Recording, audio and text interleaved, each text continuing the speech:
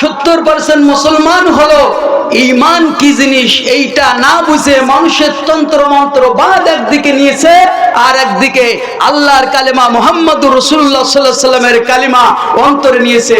দুটো এক জায়গায় করলে একটা টেকবে, একটা টেকবে না।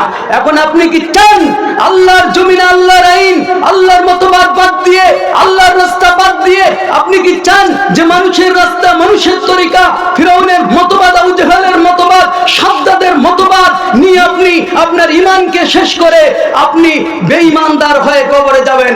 আপনি কি মানুষের কাছে ঈমানদার হতে চান না আল্লাহর কাছে ঈমানদার হতে চান? আল্লাহর কাছে ঈমানদার হতে হলে কখনো মানুষের তন্ত্র মন্ত্রবাদে বিশ্বাস করা যাবে না, ঈমান আনা যাবে না, মানুষকে আইনদাতা মানা যাবে না, মানুষকে বিধানদাতা মানা যাবে না, মানুষকে রিজিকদাতা মানা যাবে না। সব কিছু যদি আল্লাহর উপরে ন্যস্ত না করতে পারেন, আপনার ঈমান যথেষ্ট হবে না। মরার সাথে সাথে বিসমিল্লাহি ওয়া আলা মিল্লাতি রাসূলিল্লাহ বলে রসুলের মিল্লাতে তুলে দিয়ে আসলেই আপনি রসুলের মিল্লাতে চলে গেলেন। রসুল আপনার মরা লাশটা নিয়ে পার করে দেওয়ার দায়িত্ব নিয়ে পড়লো। সারা জিন্দেগি আপনি মানুষের আদর্শ বাস্তবায়নের জন্য অমুক নেতা তমুক নেতা, অমুকের সৈনিক তমুকের সৈনিক, বিশ্বনবীর সৈনিক হতে পারেন না। এই জন্য কিতাব শুধু দিলে হবে না, আবার শুধু নবী আর রাসূল দিলে হবে না, বরং কিতাবও লাগবে, নবী আর রাসূলও লাগবে। এজন্য আল্লাহ রাব্বুল আলামিনের কোরআন নামক কিতাবটি দিয়েছেন, আর সাথে সাথে নবী এমন একটি চেরাগ পাঠিয়েছেন নবীকে, যে চেরাগকে সূর্যের সাথে তুলনা করা হয় নাই, চন্দ্রের সাথে তুলনা করা হয় নাই, বরং প্রদীপের সাথে তুলনা করা হয়েছে। একটা লম্পের আলো যদি সারা পৃথিবীর মানুষ নেয়, বারবার করে বৃদ্ধি পাবে কিন্তু কমবে না। আল্লাহর জন্য বলেন, قد جاءكم من الله نور وكتاب مبين। আমি কিতাব পাঠিয়েছি, সাথে সাথে আমি একটি আলো পাঠিয়েছি, নূর পাঠিয়েছি। এজন্য পথ দেখানোর জন্য নবী আর রাসূলরা এসেছিলেন। এই নবী আর রাসূলরা এসে বাবার রাস্তা দেখায়নি, দাদার রাস্তা দেখায়নি, কোন নেতার রাস্তা দেখায়নি, দেখাইছেন কার রাস্তা? বলেন কার রাস্তা? আল্লাহ যে রাস্তায় চলতে বলেছেন আল্লাহর রাস্তা দেখাইছেন। আমরা তো দেখাই কারণ না কারোর রাস্তা, বিভিন্ন তরিকার রাস্তা, বিভিন্ন নেতার রাস্তা, কিন্তু আল্লাহ রাসূল নবীরা দেখাইছেন কোন রাস্তা? আল্লাহ বলতেছেন, আনি'বুদুল্লাহা ওয়াজতানিবুত তাগুত। বলেন আল্লাহু আকবার। আনি'বুদুল্লাহ, প্রতিজন নবী যারা এসেছেন 1,24,000 মতান্তরে 2,24,000 সব নবী আর রাসূলদের কথা ছিল আনি'বুদুল্লাহ, এক আল্লাহর ইবাদত করতে হবে, এক আল্লাহর গোলামি করতে হবে। আর ওয়াজতানিবুত তাগুত, তাগুত শক্তিকে দূরে ঠেলে দিতে হবে, তাগুত শক্তি থেকে বিরত থাকতে হবে। তাগুত শক্তি কোরআনুল কারীমের ভিতরে 8-9 জায়গায় স্পষ্ট ভাবে আর অনিস্পষ্ট ভাবে ছোট ছোট ভাবে আল্লাহ তাআলা তাগুতের ব্যাপারে বলেছেন। তাগুত হলো আল্লাহর দিন কায়েমের রাস্তাকে বাদ দিয়ে যারা অন্য রাস্তা, তন্ত্র মন্ত্রবাদ, মতবাদের পথ তৈরি করে, সবগুলো হলো আল্লাহর ভাষায় তাগুত। সব তাগুত রাস্তা ত্যাগ করতে হবে। এই তাগুতের রাস্তা যদি ত্যাগ না করা যায়, তাহলে ঈমান আনা যথেষ্ট হবে না।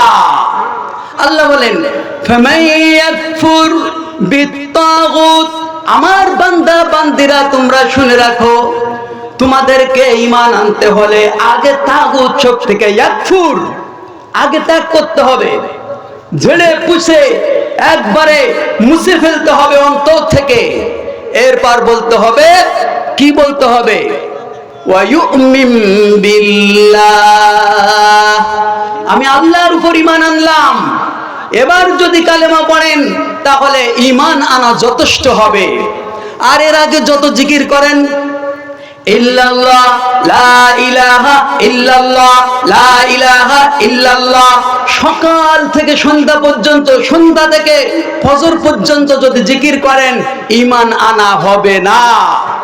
কারণ আবু জেহেলের মানব রচিত মতবাদ আপনার অন্তরে থাকবে, আবু জেহেলের মতবাদ থাকবে একদিকে, আর একদিকে মুহাম্মাদের কালেমা থাকবে, ঈমান আনা হবে না।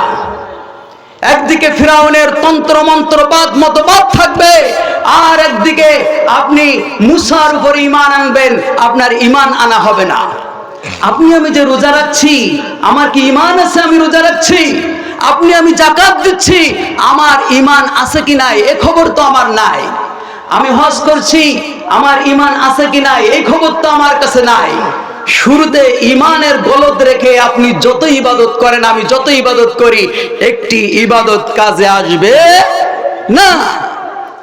আল্লাহ বললেন, ওয়ামান ইয়াবতাগি গায়রাল ইসলামি দীনান فلن يقبل منه وهو في الآخرة من الخاسرين। ও বান্দা বান্দি, যদি তোমরা মানুষের তন্ত্র মন্ত্রবাদ মতবাদ আমার দিনকে, আমার রাস্তাকে, আমার তরিকা, আমার পথকে বাদ দিয়ে মানুষের রাস্তা, মানুষের তরিকা, মানুষের পদ্ধতি, মানুষের আইন ও কানুন যদি তোমরা গ্রহণ করে নাও, আল্লাহ বলেন লান ইউকবালা, কখনো তার থেকে একটাও কবুল করা হবে না। আমরা তো এদিকে মানুষের তন্ত্র মন্ত্রবাদ একদিকে অন্তরে ধারণ করে নিয়েছি। বাংলাদেশে যদি 90% মুসলমান থাকে, আমার ধারণায় বলে 80% মুসলমান হলো বা 70% মুসলমান হলো, ঈমান কি জিনিস এইটা না বুঝে মানুষের তন্ত্র মন্ত্রবাদ একদিকে নিয়েছে, আর একদিকে আল্লাহর কালেমা মুহাম্মদুর রাসূলুল্লাহ সাল্লাল্লাহু আলাইহি সাল্লামের কালেমা অন্তরে নিয়েছে। দুটো এক জায়গায় করলে একটা টেকবে, একটা টেকবে না। এখন আপনি কি চান আল্লাহর জমিনে আল্লাহর আইন, আল্লাহর মতবাদ বাদ দিয়ে, আল্লাহর রাস্তা বাদ দিয়ে আপনি কি চান যে মানুষের রাস্তা, মানুষের তরিকা, ফিরাউনের মতবাদ, আবু জেহেলের মতবাদ, সাদ্দাদের মতবাদ নিয়ে আপনি আপনার ঈমানকে শেষ করে আপনি বেঈমানদার হয়ে কবরে যাবেন? আপনি কি মানুষের কাছে ঈমানদার হতে চান, না আল্লাহর কাছে ঈমানদার হতে চান? আল্লাহর কাছে ঈমানদার হতে হলে কখনো মানুষের তন্ত্র মন্ত্রবাদে বিশ্বাস করা যাবে না, ঈমান আনা যাবে না, মানুষকে আইনদাতা মানা যাবে না, মানুষকে বিধানদাতা মানা যাবে না, মানুষকে রিজিকদাতা মানা যাবে না। সব কিছু যদি আল্লাহর উপরে ন্যস্ত না করতে পারেন, আপনার ঈমান যথেষ্ট হবে না। মরার সাথে সাথে বিসমিল্লাহি ওয়া আলা মিল্লাতি রাসূলিল্লাহ বলে রসুলের মিল্লাতে তুলে দিয়ে আসলেই আপনি রসুলের মিল্লাতে চলে গেলেন। রসুল আপনার মরা লাশটা নিয়ে পার করে দেওয়ার দায়িত্ব নিয়ে পড়লো। সারা জিন্দেগি আপনি মানুষের আদর্শ বাস্তবায়নের জন্য অমুক নেতা তমুক নেতা, অমুকের সৈনিক তমুকের সৈনিক, বিশ্বনবীর সৈনিক হতে পারেন নাই। অতটা সোজা এ শাহাদাত গাহে উলফত মে কদম রাখনা। लोग समझते हैं कि मुसलमान हो आसान होना। লোকেরা মনে করেছে যে ঈমান আনা, মুসলমান হওয়াটা একেবারে সহজ। মুসলমান হওয়া হলো এই জীবনকে শাহাদাতের ঈদগাহে শামিল করে দেওয়ার নাম। এই জীবন আপনার এখন না। ঈমান যেদিন এনেছেন, কোন মানুষের রাস্তায় জীবন চলবে না, কোন মানুষের পক্ষে স্লোগান হবে না, একমাত্র আল্লাহর পক্ষে স্লোগান হবে। কার পক্ষে? আমি কি কারোর দলের পক্ষে বলছি? আমি আল্লাহর পক্ষে বলছি। আর আপনাদেরকে মুসলমান হিসেবে আল্লাহর পক্ষে বলে মরতে হবে। এই ছাড়া বিকল্প কোনো রাস্তা নাই। এজন্য ঈমান আনতে হবে কার উপরে? এক আল্লাহর উপরে। লা ইলাহা, কারোরটা মানি না, কোনো বিষয় মানি না, ইল্লাল্লাহ, একমাত্র আল্লাহ ব্যতীত। তাহলে আপনার আমার সংসারে কি আল্লাহটা চলে? সুদের বিধানে আল্লাহটা চলে? ঘুষের বিধানে আল্লাহটা চলে? জিনার ব্যাপারে কি আল্লাহটা চলে? চুরির ব্যাপারে কি আল্লাহটা চলে? ও মুসলমান, তাহলে তোমার কোরআন আইনকে তুমি পদদলিত করে মানুষের মতবাদ, মানুষের তরিকা, মানুষের আইন কেন প্রতিষ্ঠার জন্য ইসলাম যারা চাই না তাদেরকে সমর্থন করো। তার মানে যাকে তুমি সমর্থন করছো আল্লাহর আইন মানুষকে দিয়ে তৈরি করার, আল্লাহর বিরুদ্ধে, তুমি আমি মুশরিক কম না। আল্লাহর সাথে যারা শিরিক করে তাদেরকে কি বলে? মুশরিক বলে। তাহলে আল্লাহ এখানে আইন পাওয়ার যোগ্য। ইনিল হুকমু ইল্লা লিল্লাহ। আল্লাহ বলেন আইন তৈরি করার অধিকার কারণ নাই। আমি বলছি আল্লাহ তুমিও যেটা পারো আমার নেতাও সেটা পারে। তাহলে অংশীদার বানালেন, অংশীদার করলেন কার সাথে? আল্লাহর স্থানে অন্যকে অংশীদার বানিয়ে ফেললেন। তাহলে যাকে দিচ্ছেন আল্লাহর স্থানে তিনিও আরেকজন আল্লাহ। তাহলে আপনি যাকে আল্লাহ মানছেন আল্লাহর স্থানে আরেক আল্লাহকে বসাচ্ছেন, সেও শিরিক করলো, আপনিও শিরিক করলেন। অর্থাৎ আপনিও মুশরিক, সেও মুশরিক। যে সমর্থন করছে সেও মুশরিক। মূর্তি যে বানায় সে কি করলো? সে শিরিক করলো। আবার মূর্তি বানানোর জন্য যে টাকা দিল সেও শিরিক করলো। আবার মূর্তিকে যে সমর্থন করলো, বিরোধিতা করলো না, সেও শিরিক করলো। এজন্য মুশরিক আমি, ঘরে বসেও মুশরিক। ঈমান আনা অত সহজ না। যখন ঈমান এনেছেন লা ইলাহা ইল্লাল্লাহ, তখন আপনার জীবন বিক্রি করে দিয়েছেন কার কাছে? আল্লাহর কাছে। সেই কথাটা আল্লাহ বললেন, ইন্নাল্লাহা আশতারা মিনাল মুমিনিনা আনফুসাহুম ওয়া আমওয়ালাহুম বিআন্না লাহুমুল জান্নাহ। আল্লাহ বললেন আমি মুমিনদের কাছ থেকে কুরাই করে নিয়েছি। কি করে নিয়েছি? কুরাই করে নিয়েছি। বিআমওয়ালিহিম ওয়া আনফুসিহিম, তাদের জীবন আর তাদের মাল দিয়ে, তাদের জীবন আর মালকে আমার রাস্তায় কিনে নিয়েছি। কিসের বিনিময়ে? বিআন্না লাহুমুল জান্নাহ, জান্নাত দেওয়ার বিনিময়ে। যখন বিক্রি হয়ে গেছে জীবন, তখন এই জীবন কোন নেতার পিছনে চলতে পারে না। মুসলমান আল্লাহর কাছে হতে গেলে এই জীবন মানুষের কাছে সঁপে দেওয়া যাবে না। এই জীবন মরণ একমাত্র আল্লাহ তার রাসূলের কাছে সঁপে দিতে হবে। ভয় পাচ্ছেন নাকি? রক্তরাঙ্গা আকাশ দেখে ভয় পেও না, ওই আকাশের মাঝে আছে আলোর কোনা। বলেন, রক্তরাঙ্গা আকাশ দেখে ভয় পেও না, ওই আকাশের মাঝে আছে আলোর কোনা। রক্ত নদী পেরিয়ে বাদার পাহাড় মালিয়ে, রক্ত নদী পেরিয়ে বাদার পাহাড় মালিয়ে আসবে সুখের ঠিকানা। রক্তরাঙ্গা আকাশ দেখে ভয় পেও না, ওই আকাশের মাঝে আছে আলোর কোনা। ইটের পরে ইট দিলে হয় প্রাসাদ রচনা, সকল ইটের হয় না আবার একই ঠিকানা। ইটের পরে ইট দিলে হয় প্রাসাদ রচনা, সকল ইটের হয় না আবার একই ঠিকানা। মাটির নিচে যাই কে গো ভেঙ্গে গুঁড়ো হয় কে গো, মাটির নিচে যাই কে গো ভেঙ্গে গুঁড়ো হয় কে গো, তবেই তো পূরণ হয় মনোবাসনা। রক্তরাঙ্গা আকাশ দেখে ভয় পেও না, ওই আকাশের মাঝে আছে আলোর কোনা। যদি ইট চিন্তা করতো আমি উপরে থাকবো, সবাই সংগ্রাম করতো আমি উপরে থাকবো, কেউ নিচেই থাকবো না, কেউ খুয়া হবো না, কেউ পিকেট হবো না, বলেন ওরকম একটা দালান কি ইট আমাদেরকে দিতে পারতো? আল্লাহর জমিনে আল্লাহর আইন কোরআন প্রতিষ্ঠার জন্য কাউকে জেল খাটা লাগবে, কাউকে মামলার আসামি হওয়া লাগবে, কারো চাকরি হারানো লাগবে, কারোর রক্ত দেওয়া লাগবে, কারোর সন্তান হারানো লাগবে, কারোর ফাঁসির মঞ্চে যাওয়া লাগবে। এইভাবে করে আল্লাহর জমিনে আল্লাহর আইন প্রতিষ্ঠিত হবে। যে কোনো তন্ত্র মন্ত্র প্রতিষ্ঠা করতে গেলে তার একমাত্র মূল মাল দিতে হবে। কি দিতে হবে? মাল দিতে হবে, রক্ত দিতে হবে, শ্রম দিতে হবে, সময় দিতে হবে, এমনকি জীবন দিতে হবে। আপনারা কি আল্লাহর পক্ষে জীবন মাল দিতে চান, না শয়তানের পক্ষে দিতে চান? আল্লাহর পক্ষে যারা দিতে চান দুহাত দেখান তারা তারা।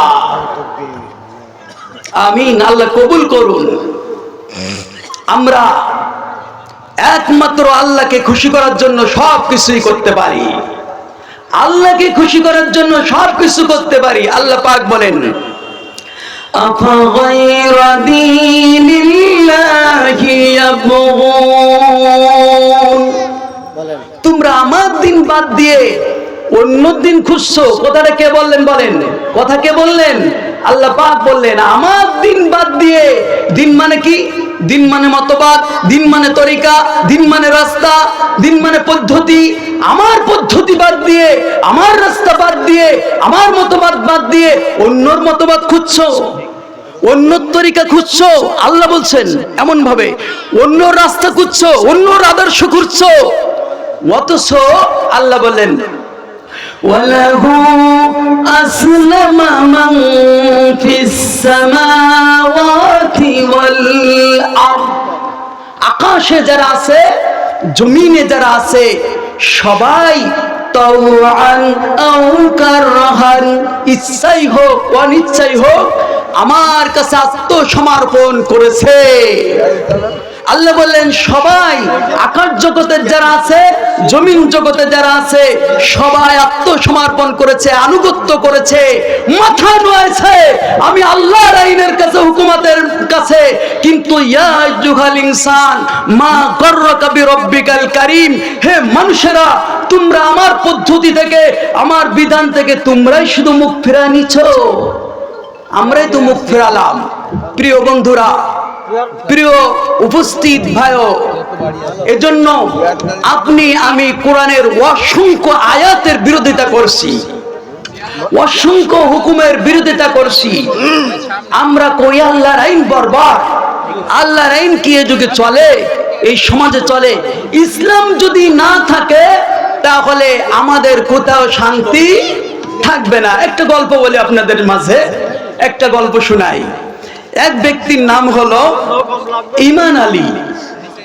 তার দোকান ছিল, দোকানে একটা কর্মচারী রেখেছে, এই কর্মচারীর নাম হলো ইসলাম। কর্মচারীর নাম কি? ইসলাম। এই মালিকের বাড়ি, মালিকের একটি মাত্র মেয়ে, তার নাম রেখেছে শান্তি। এখন অনেক দিন চলাফেরা করতে করতে এই কর্মচারী ইসলাম আর শান্তির ভিতরে একটা গাঢ় মহব্বত তৈরি হয়ে গেছে। এখন একদিন দোকানদার ইমান আলী, মূল মালিক, তিনি বুঝতে পারলেন, শুনতে পারলেন যে আমার একমাত্র মেয়ে শান্তির সঙ্গে রিলেশন হয়ে গেছে, প্রেম প্রীতি শুরু করেছে। আমার বাড়ির, আমার দোকানের কর্মচারী, ওর কি আর ছাড়া যায়? যখন বাড়ি থেকে এসেছে দোকানে, সঙ্গে সঙ্গে পিঠ মুড়া দিয়ে বেঁধে ফেলেছে আম গাছের সাথে, বেঁধে মার। আর বলে আমার একমাত্র শান্তি, তার দিকে চোখ মেলানোর মতো সাহস তোমার কে দিয়েছে? মারা এরকম মারলো, হাড়ে হাড়ে, গিরায় গিরায়, শিরায় শিরায়। এবার ছেড়ে দিয়ে ঝাঁটাপিটা করে ইসলামকে দিল বিদায়। ইসলাম যাচ্ছে আর দৌড়াচ্ছে আর বলছে, চাচা, আমি ইসলাম যদি চলে যায় আপনার শান্তির অবস্থা কি হবে? শান্তি কি ঘরে থাকবে? বলে শান্তির অবস্থা কি হবে না হবে সেটা আমি বুঝবো। এবার ইসলাম দূরে গিয়ে ফোন দিচ্ছে, শান্তি, হ্যালো শান্তি, কোথায়? শান্তি বলে এই তো বাড়িতে। বলে আমার তো তোমার বাবা ঝাঁটাপিটা করে দিয়েছে বিদায়। বলে শান্তি, তাহলে তুমি আর দূরে থেকে কি করবা? তুমি চলে আসো, চৌরাস্তার মোড়ে আমি অবস্থান করছি, সেখানে তুমি চলে এসো। শান্তি দেখলো ইসলাম যখন নাই, তখন আমার এই বাড়ির সব অর্থ করি সব কিছুই আর দরকার নাই, সব কিছু ফেলাই থুয়ে ইসলামের সঙ্গে হারাই গেল, পলাই চলে গেল।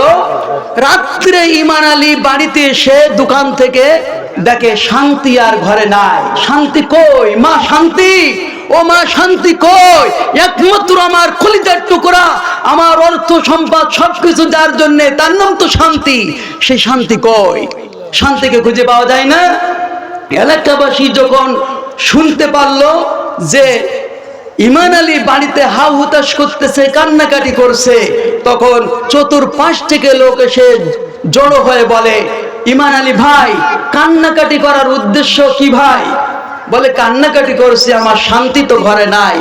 লোকজনরা বলল, আচ্ছা শান্তি তো ঘরে নাই, আগে বলো তোমার সেই কর্মচারী ইসলাম কোথায়? বলি ইসলামকে তো করে দিয়েছি ঝাঁটাপিটা করে বিদায়। বলে ইমান আলী ভাই, তোমার ইমানের খাতায় লেগেছে পোকা, তুমি আস্ত একটা বোকা। যেখানে ইসলাম থাকে না সেখানে শান্তি কিভাবে থাকে? এই জন্য তোমার শান্তি সবকিছু ফেলাই তোমাকে দিয়েছে ধোঁকা। শান্তি কি আর ঘরে থাকবে? পরিবারে যদি ইসলাম না থাকে ওই পরিবারে শান্তি থাকে না। যদি সমাজে ইসলাম না থাকে তাহলে সেই সমাজে শান্তি থাকে না। রাষ্ট্রে যদি ইসলাম না থাকে সেই রাষ্ট্রে কখনো শান্তি থাকতে পারে না। এই জন্য ইসলামকে বাদ দিয়ে শান্তি পাওয়া, শান্তির আশা করা বৃথা। ইসলাম হলো চিরদিনের শান্তি সুখের নিশানা, ইসলাম ছাড়া অন্য সবই জাহান্নামের ঠিকানা। ইসলাম হলো চিরদিনের শান্তি সুখের নিশানা, ইসলাম ছাড়া অন্য সবই জাহান্নামের ঠিকানা। শান্তির আশায় দেশের মানুষ দৌড়ে যেতে হইয়া বেহুশ, শান্তির আশায় দেশের মানুষ দৌড়ে যেতে হইয়া বেহুশ। মরিচিকার পিছে করে জীবন মরণ সাধনা, ইসলাম ছাড়া অন্য সবই জাহান্নামের ঠিকানা। ইসলাম হলো চিরদিনের শান্তি সুখের নিশানা, ইসলাম ছাড়া অন্য সবই জাহান্নামের ঠিকানা। কথা বলেন ঠিক কিনা? ইসলাম ছাড়া অন্য যত তন্ত্র মন্ত্রবাদ মতবাদ আছে, এই মতবাদের পিছনে একটা মিনিট মুসলমান সময় নষ্ট করতে পারে না। মুসলমানের জন্য মানুষের গলা তন্ত্র মন্ত্রবাদ, এই মতবাদের পিছনে ছুটা হারাম হারাম হারাম এবং হারাম। আল্লাহ রাব্বুল আলামিন বলেন, যালিকা বিআন্নাহুম কারিহু মা আনজালাল্লাহ। আমার নাজিলকৃত যত বিধিবিধান আছে এর একটা বিধিবিধান কারিহু, কেউ যদি অপছন্দ করে। আমরা তো হাজার হাজার বিধান অপছন্দ করেছি, আমরা হাজার হাজার বিধান অপছন্দ করে চলেছি। আল্লাহ পাক বলেন মানি না মানবো না এই কথা বলা লাগবে না, ও পছন্দ করি অন্তরে। এরকম যদি একটা হুকুম আমাদের অন্তরে জায়গা পাই, আল্লাহ বলেন তাহলে জীবনের সকল আমলগুলো কি নষ্ট হয়ে যাবে। কি হয়ে যাবে? নষ্ট হয়ে যাবে। এই জন্য আমাদেরকে আল্লাহর পক্ষে, রসুলের পক্ষে যে আইন আছে, যে কথা আছে, যে হুকুমত আছে, সেইগুলো বাদ দিয়ে অন্য কোন জায়গায় ছুটাছুটি করা যাবে না। আপনার ইসলামী দল, যে দল আল্লাহর কোরআনের আইন প্রতিষ্ঠিত করতে চায়, সেই দলের পক্ষে আপনাকে কাজ করতে হবে। এক দল ভালো লাগে না আরেক দল করেন, কোন দল ভালো লাগে না, আপনি নিজে একটি ইসলামী দল তৈরি করেন। কিন্তু মানব রচিত মতবাদের পিছনে কোন মুসলমানের জন্য 1 সেকেন্ড সময় দেওয়া জায়েজ নাই, হারাম এবং হারাম। যদি আল্লাহকে পেতে চাও তবে কোরআনকে ভালোবাসো। কি কোরআনকে ভালোবাসা লাগবে না? যদি আল্লাহকে পেতে চাও তবে কোরআনকে ভালোবাসো। যদি জান্নাতে যেতে চাও তবে কোরআনকে ভালোবাসো। কোরআনের মাহফিলে এসে বসো দলে দলে, কোরআনের মাহফিলে এসে বসো দলে দলে, জান্নাতের আশা নিয়ে বসো। যদি কোরআনকে ভালোবাসো। আমিন। কোরআন ভালোবাসার তৌফিক আল্লাহ আমাদেরকে দান করুন। শেষ পর্যন্ত আমাদেরকে মাহফিল শুনে সে অনুযায়ী মানার, আমল করার তৌফিক সে আল্লাহ পাক আমাদেরকে দান করুন। সর্বশেষে আপনাদের কাছে আবার উদাত্ত আহ্বান, যে আলোচনা করেছি আলোচনাটি কোনো কারোর বিপক্ষে করে নাই, বরং আপনার ইমান নিয়ে কবরে যার, আমার ইমানের নিয়ে কবরে যাওয়ার জন্য বলেছি। আপনারা খারাপ মনে করতে পারেন, কিন্তু আল্লাহর পক্ষে আর কোরআনের পক্ষে আর রাসূলের পক্ষে ছাড়া কোনো পক্ষে আপনার থাকার সুযোগ নাই। যদি মুসলমান হতে চান, কোরআন পড়ে হাদিস পড়ে যা বুঝেছি এতকাল ধরে, তার সব কথাই একটা, আল্লাহ রসুলের বিপক্ষে কোনো জায়গায় সাপোর্ট করা যাবে না।